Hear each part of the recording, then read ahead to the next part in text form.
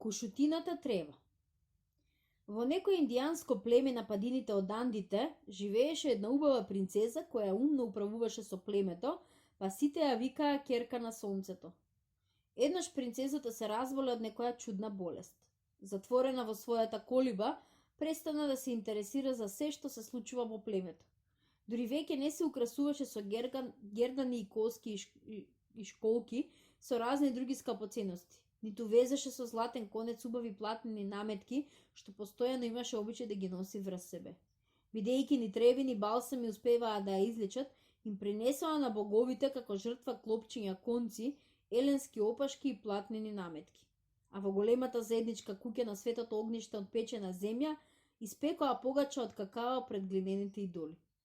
Врачевите одеа во светите пештери, по планините и на бреговите од најоддалечените езера да го преколнуваат добриот дух да ја избави. Најпосле, сите племиња решија да изведат ритуални игри за да го ублажат гневот на врховното божество. За таа пригода луѓето ги премачкуваа телата со црвена боја, а потоа почнаа да играат на звуците на свирките и барабаните. Но сето тоа не помогнуваше за да оздрави ќерката на сонцето. Веќе крај колибата се слушаше гукање од гулаби, весници на блиска смрт. Тогаш болната повика кај себе една од девојките што ја негуваа и рече: "Не би сакала да умрам, а дали знаеш дека Богот ги почу молитвите на врачевите?" "Не знам ништо," и одговори девојката Мистаха. "Сите молчат кога ќе стане збор за твојата болест." Тогаш принцезата извади од подперницата малечка игла од суво злато и ја покажа на Мистиха и објасни: "Ова е знак на милост што Бог ја даде на мојата каста. Татко ми ја подари оваа игла, опоменувајќи ме да не ја изгубам, зашто ако не ја снема ќе падне и моќта на моето семејство. Имав намера да му ја жртвувам на добриот дух за да ми го спаси животот. Бидејќи болеста не ми дава да се движам, сакам ти да се искачиш до жртвеното светилиште, да ја понудиш од мене како жртва." Кога сето тоа го слушна, Мистаха сета затрепери од страв, зашто само врачевите и светите луѓе можеа да стигнат до високите врвови и далечните езера, од каде духот ги испраќаше своите пораки.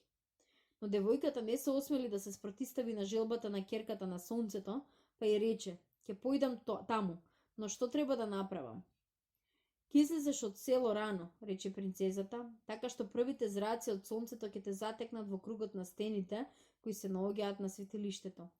Таму ќе ископаш дупка и откако 3 пати ќе викнеш за да чујат боговите, ќе ја закопаш златната игра и ќе ја расфрлиш наоколу мојава коса што ти ја давам. Тогаш треба да обрнеш внимание дали ќе се појави некаков повелен знак на небото или на земјата." Девојката, утредента, тргна кон светилиштето. За сето време ниеднаш не се сврте назад, плашејќи се да не ја стигне казната и одмазната на страшните духови.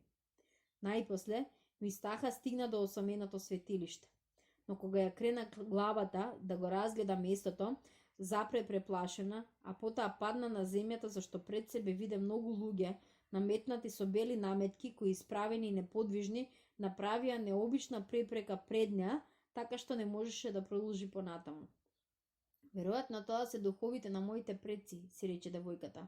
"Можеби се навредиле што прифатив да дојдам."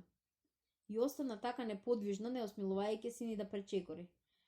Но тоа беа само бели камења кои закопани во земјата образуваа круг, исто онака како што пред да се тргне и објасни принцезата ќерката на сонцето. Со едно од стрелите кои ги даде принцезата, Мистаха излаби во земјата длабока дупка. Откако 3 пати викна толку силно така што околните врвови почнаа да одекнуваат како громови, ја закопа златната игла и ја расфрли наоколу косата од принцезата. Под неа во долината, далеку во рамнината, заблескаа сјајните зраци на сонцето. Мистаха се обиде да открие каков и да било знак во воздухот или на земјата, но ја совлада длабок сон, така што падна на земја и остана долго да спие. Ја разводи шумот од чекорите на една кошута.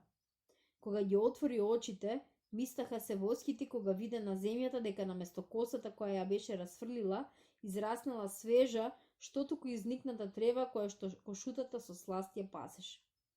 "Тоа е без сомнение знакот кој Богот ми го испраќа и кој ќе изличи ќерката на сонцето," помисли девојката. Набра од таа трева, слезе весело од планината, па трчајќи до колибата од принцезата и ја предаде чудотворната трева. Во тој момент керката на сонцето оздраве од својата болест. Од тогаш постои и кошутината трева, која е настаната од незината коса на високите падини од Андите. Но ако некој ја откопа златната игла која му е жртвувана на Богот, кошутината трева никогаш веќе нема да расте по планинските врвови.